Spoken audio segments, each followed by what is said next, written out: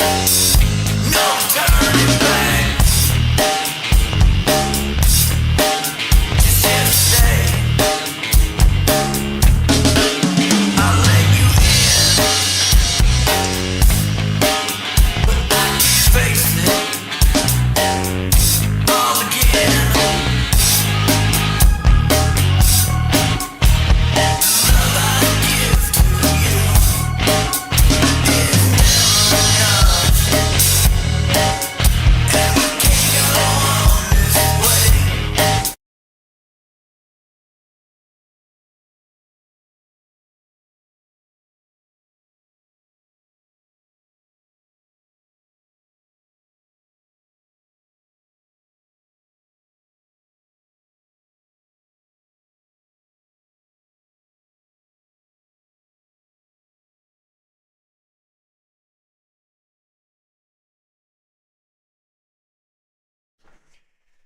Let me unmute my mic. Okay, let's try it again. So, uh, some glitches at the beginning, man. I had a live stream set up. I had that music video playing, and I hit the space bar, and it ended my live stream. So I had to go back into YouTube, set everything back up again, and then we played a little bit of the video. Hopefully, you can hear me now. All the tests were good beforehand, and I think we're good. I just had this on mute because the way things work going through compressors and shit that I have down here in the rack, it'll blow out your eardrums if I don't mute certain things while other things are going on. I was just seeing something news popping up in here. You know, it is what it is, man. The big news tonight is Steve Cropper passed away. Legend, of course, master of the Telecaster, you know, guitar like this. He did amazing things with it. You know, played with Booker T and the MGs, Stax Records, you know, Memphis Sound, just legend in the Blues Brothers. You know, he will be sadly missed by the guitar community. Let me do a little bit of housekeeping while I'm thinking about it. For a while I was doing 3 of these live streams a week. Last week I did 1. You know, I've been working on a lot of music projects, and I think like doing a stream a week, especially when YouTube isn't really, the algorithm isn't like even noticing my live streams yet. You know, the long form videos do better, and really where I'm at in my studio, I'm concentrating a lot on making music and just showing my workflow with that. So, you know, that's working out pretty good for me. I put out 3 new songs since Halloween. I put out one on Halloween, put another one out early November, early to mid-November, and I put another one out on Black Friday, and one of them got playlisted, and, you know, people seem to be digging the music.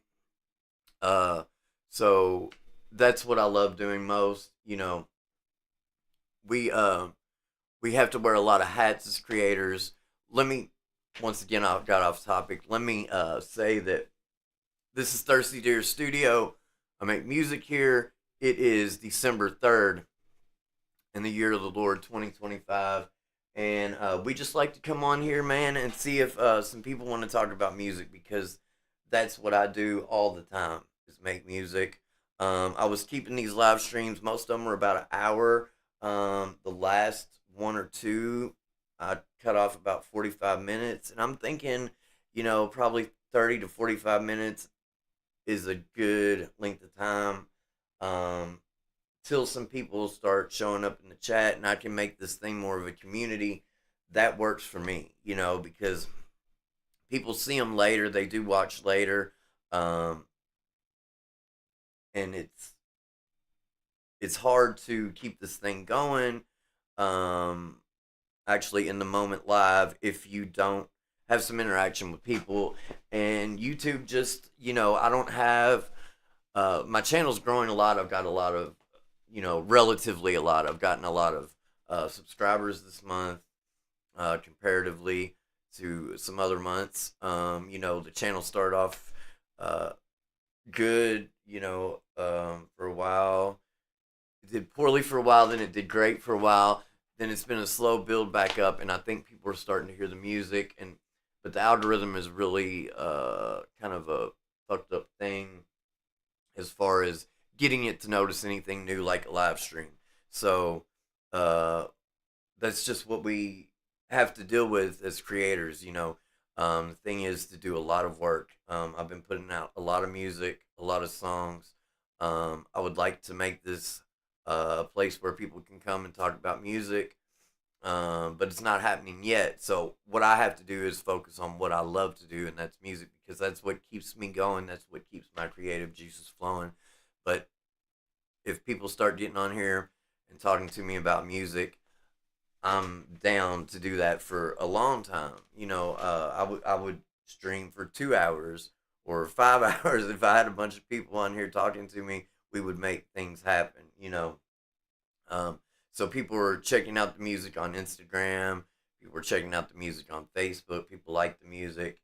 Um, I work very hard in the studio. I don't even like to call it work because it's what I love to do. Um, you know, uh, Being creative and having an outlet with music has changed for me over the years. And if you're about my age, playing music in the 90s, really creating things in the studio wasn't too much of an option. Uh, you could do things on your own, more like demo type things, but uh, you know, we're at a point now where I consider my recordings as good as a lot of really professional things that you hear on streaming or on CD or wherever you get it. And that wasn't really a possibility when we were kids learning to make music. But we stick with it. We build up a room full of gear, hopefully, and then one day we can put it to use. That's how it worked out for me. Um, so that was the new song on the intro. That was No Therapy, Thirsty Dear No Therapy. So go stream that. Uh, any of your streaming services, Apple Music, Spotify, YouTube Music. Type in Thirsty Deer and you'll get a list. That was my 13th song. So, and we're well into another one right now. I've got all the guitars tracked. I've got to do some arranging things with it. And I've got to put some drums on, bass, vocals, and we'll have another song, hopefully one that we consider worthy of putting out there, because I don't put out music that I don't feel like would at least connect with myself. And sometimes that happens. Sometimes you put stuff out and it doesn't end up in the place you wanted it at the end. It's part of it. Um, but I feel like the more time you have into this and do it more and more, that happens less and less. Because, at nighttime, when I'm not at work, when my son's in bed, I live in this studio. A lot of times during the day, I'm running in and out, doing things with him, and then like mixing stuff, because that's what it takes to. If you have something to say musically, you have to really do it. And if you're watching this channel or if you watch this on the replay, because you probably do it yourself, right? Um, you know, I'm a little like off my off my shit because just the little glitches with coming on. It was totally my bad. I hit that space bar, and it's not one of my hotkeys that I have selected for the stream, but for some reason it ended the stream, and I can also use it to pause my music, which is what I was thinking. I just did it real quick, and I'd already hit go live, and then it cut the whole live stream off. And the way OBS and YouTube Music works is if you stream for even 2 seconds and then cut that off, that stream's no longer available. That link to go live, so you have to put another one together real quick.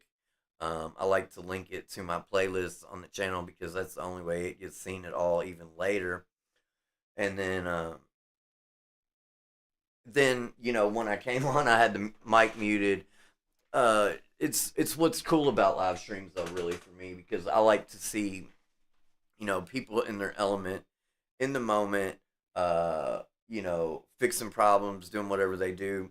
I learned to be a quite decent audio engineer, make what I consider great sounding music. People vibe with it, and so you get to see that whole process of fixing problems on the camera, right? Um, so I was checking out the music news because I do like to do music news. Another big thing, it's like kind of a downer with the music news with Steve Cropper dying today. And then this is the anniversary also of Scott Weiland dying, he died, it's been 10 years and it doesn't seem like it. He was a huge, STP was one of the biggest influences for me musically. I play a lot of STP songs. Maybe we should play an STP song. I've got the Telecaster. Let's just play a little bit of music. I don't know. I'm even tuned down, so. But let me mute this mic again. I'll play a little guitar just because we can. Here we go.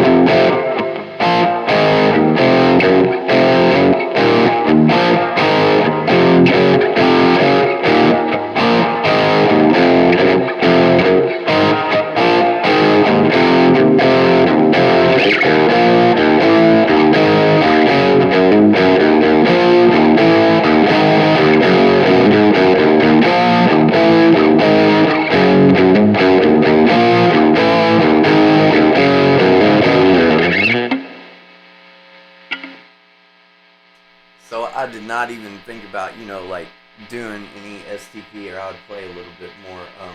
Let's see.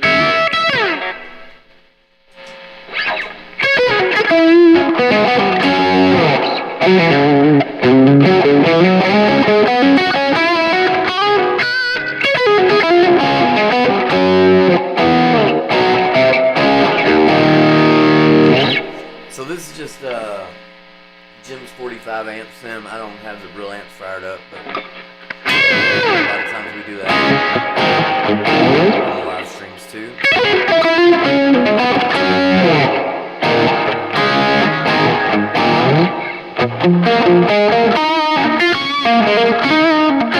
I'm actually thinking about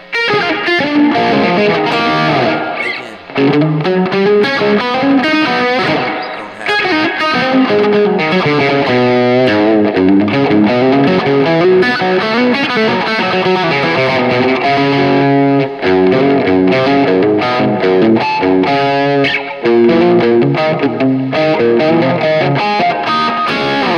have the tone dialed up that I like to use when I'm playing really fast. I'm thinking about, because there's a lot of playing with speed guitar YouTube videos out there. I don't really need to make one. I do feel like there's one part of playing with speed that really gets ignored if you really want that sound to be right.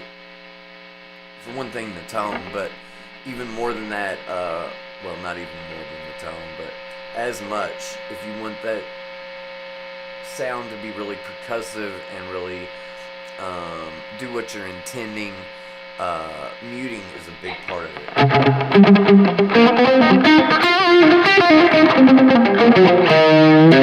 You gotta, it's a lot of work, you know.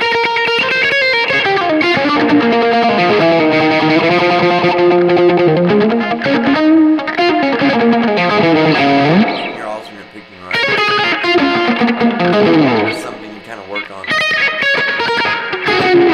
Maybe on its own because it's so tricky, but then putting muting with it. Something I find on. I don't watch a lot of those kind of videos really about just playing and licks and stuff. So I got my playing to a point I wanted it a long time ago. But I did do some more recent stuff like chicken picking.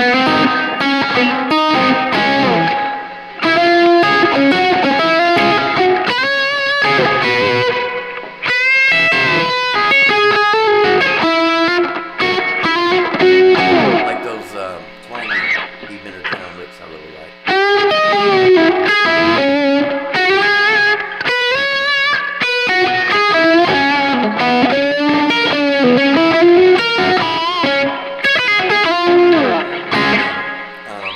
But those videos do run across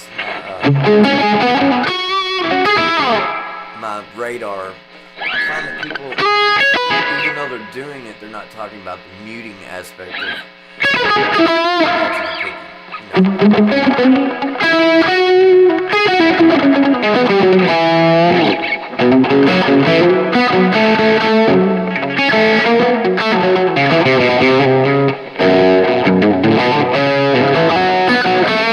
How do y'all like to play in the studio? Do you play? Because not everybody can have real amps like I do here, and I realize that. Do you all play through amp sims with studio monitors? I much prefer, like, I've got the one headphone on now, so I can kind of hear just the sound in the room, and because there's no amps on and no monitors, and I don't have the monitor on, I'm playing with amp sims. It's really hard to get the feedback, even though it probably sounds pretty decent on YouTube.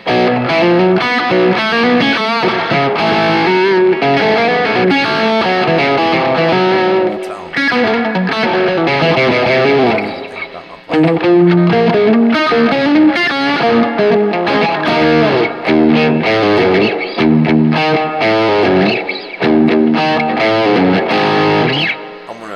When we sign off, I'm gonna play that song again. I like the guitars. And all the guitars in that are through real amps, except the guitar solo. It didn't even have a guitar solo on it, and then last minute I was like, I want this to have a guitar solo. So it's got a Univibe going through this same chain, the Gems 45, and it's got some EQ. I find if I do record with the amp sim, which I don't usually, but occasionally like one part will make it on there, like this new song, it's got a chorus part through this Gems 45. And sometimes I like chorus just direct, really clean, and it's clean through this Gems 45 if I don't have that higher gain channel on. It's the the Gems 45 from TC. Very, budget friendly uh, amp sim, and it sounds really good, like a JTM 45. They have a great clean tone, and I've got a great clean chorus sound. It's the first time I've used this amp sim on a music project for a clean tone. Did you all buy anything for Black Friday? I just got something for the studio. Did you get anything for your studio for Black Friday? I got, and it's amazing. I did a free trial of it for one day, just to make sure, it wouldn't be glitchy with my system or anything. I was pretty sure I was gonna get it. I got the Seventh Heaven reverb, which is the Bricasti M7 reverb, and man, that thing sounds good. Like with that chorus guitar part, I think I've got maybe either a chamber or a plate on there. Probably a plate. There's different plates. There's like fat plate, rich plate. They have like Sunset Sound chamber in it. It's got a lot of great stuff. And it's the Bricasti, which does like, I think, $5,000 to $7,000 hardware unit reverb. But it's a digital reverb, and these are the exact same algorithms in it. People say the Bricasti probably sounds a little bit better, a little bit more depth to it. But everybody raves about this plugin, and I gotta say, I've got Lexicon 224s. I've got like the UA plate, Pure plate. I've got the Sound Toys Super plate, and I find that like all of those, I'm really more of a delay guy because the reverbs can be a lot of work in a mix. Definitely you have to high pass. Definitely you need to probably low pass or do some upper EQ to cut some things. And then I do a lot of other EQ whenever I'm using a reverb. But this Seventh Heaven, from Liquid Sonics, the Seventh Heaven, it really sounds great with no EQ. Just, it's got a built-in high and low pass filter, and I use those just to make it not boomy and not too shimmery. And it don't need much else, man. It sounds really great. It's like very full, and like it's hard to describe how it encapsulates you, and it's really great, man. Very stereo, and very three-dimensional in a way that some reverbs it's hard to get there. Even like I like the 224 from UA Lexicon, it's good, and I like the 480 from Relab, it's good. But this is just a different thing. They all have their place,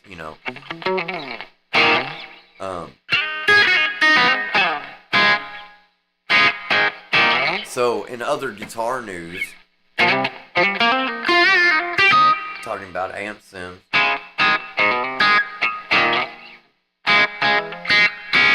the Stadium, Line 6 Stadium XL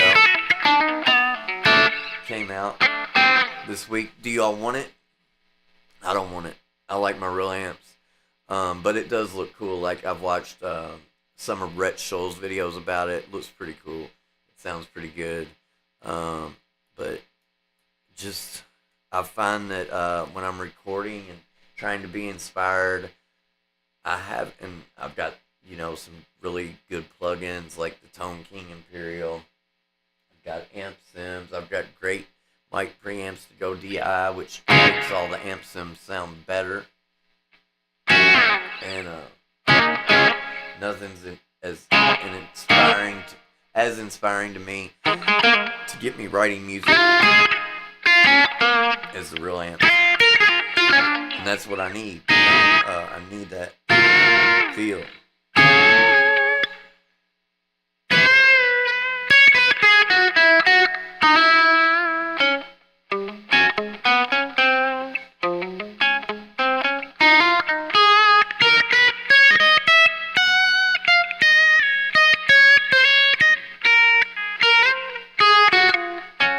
We've just got the telly out tonight. Steve Cropper.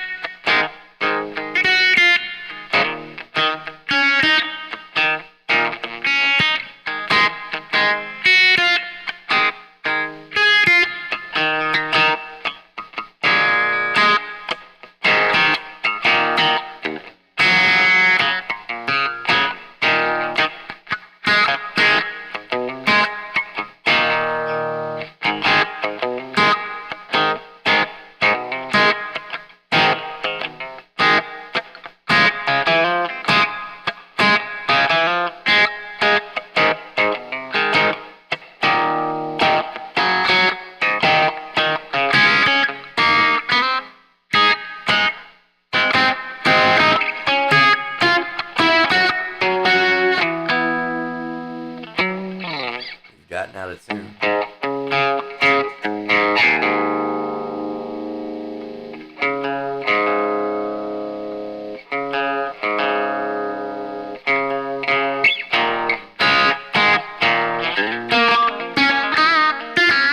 So, in other music news, let me actually get the guy's name. Um, there's a big story about, tapes are always degrading, analog tape, and that people have to bake the tapes. And this is the way music was done ever since recorded music was a thing, and it's really becoming an issue. Like there's this guy, the name of his business is Iron Mountain, and he is going through and trying to save all these tapes right now, and they're talking about how bad they are, and the Library of Congress is seeing things that they've never seen before. It was a big story in the New York Times. Um, and the guy's name is begins with a P. Um, he's the most leading expert in this. Pribble is his last name, Kelly Pribble, and he's for some reason there's a lot of these tapes in the story in the New York Times. A lot of these tapes are in the story have other damage besides the oxide coming off, which is a problem that is pretty common. In Brazil, there's a bunch of tapes, like you talk about tapes from Bob Dylan being down there and some other people, and they're covered in mold as well, and they're like all bound together, like kind of like all the layers of tape on the reel are like it zoomed in on me because I did that, but they're all like a solid mass, and it's very hard to get these things apart. And he risked losing his job because he was calling people and telling people he didn't know what to do, and so he's got this process now that he recently came up with to get the tapes, get some air in the tapes and get them to come apart, and so he can get them transferred over to digital, do whatever he does with these tapes to save this music, because it's these master recordings, that's the only thing we've got in a lot of cases of the original recordings. It's very important to do this, and I thought it was a very interesting story. So just like check it out if you're into that kind of thing, because that's really what we're into around here is audio engineering, music production. I do talk about guitar and stuff a lot because I love it, but truly, music production for me is what I love to do. I love all this gear, but it's really just to make songs, and that's what I enjoy doing the most. We're gonna cut this short here in a little bit, but other music news off the top of my head, I'm not going off any kind of sheet or anything. I just wanted this to be really free form tonight, but like every night, really. But sometimes I have little notes. Um, but Eminem and Jack White played the real Super Bowl halftime show this past weekend at the Lions game in Detroit, and that seemed really cool. I didn't see it, but just the parts I did see, little clips and little screen grabs and stuff, looked really cool. I love Jack White and I love Eminem, and yeah, it's a unlikely combination. Back in the day, I remember Eminem used to do collabs with like the most unexpected people. Like people were, really, he was really controversial at first, like around 98, 99, when My Name Is and all this came out, for his lyrics and things he said. And then he came on the MTV Awards like with Elton John, and I think nobody expected that. And there goes my heat coming on. I thought I turned it down enough to keep it off for a while, but That's a good sign anyway, because I just wanted to come on here for a while and talk, see if anybody would, the algorithm would hit anybody and anybody would get on the stream. But I want to roll out, tell everybody good night, and sign off with the full song, that video that we played on the intro. Check out that Univibe guitar solo. I feel like this is a real hooky, singable song, and I've been working a lot on my writing of choruses, and I feel like I'm getting more effective at that. So here's No Therapy, and you all have a good night. Go stream this. It sounds amazing in the car. Sounds really good. I've got those subs hitting just right, and yeah, big drums.